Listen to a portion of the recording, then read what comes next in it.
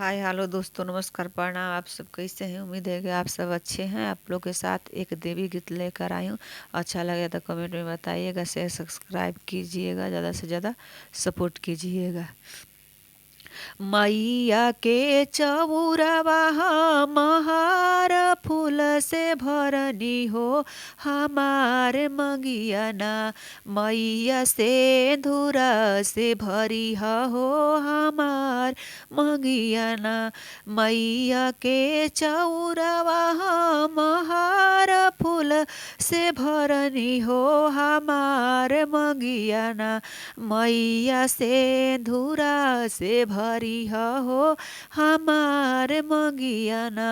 मैया से धुरा से भरी हो हमार मंगियाना। मैया के दियावा हम घिउआ से बरनी हो हमारे गोदियाना। मैया के दियावा हम घिउआ से बरनी हो हमार गोदियाना। मैया बालका से भरी हो हमार गोदियाना। मैया बालका से भरी हो हमार गोदियाना। मैया के चौरवा हम चुनरी चढ़वनी हो हमारे गोदियाना।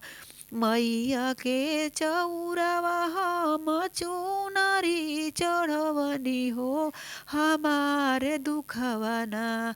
मैया तू जे हरी हो हमार दुखवाना।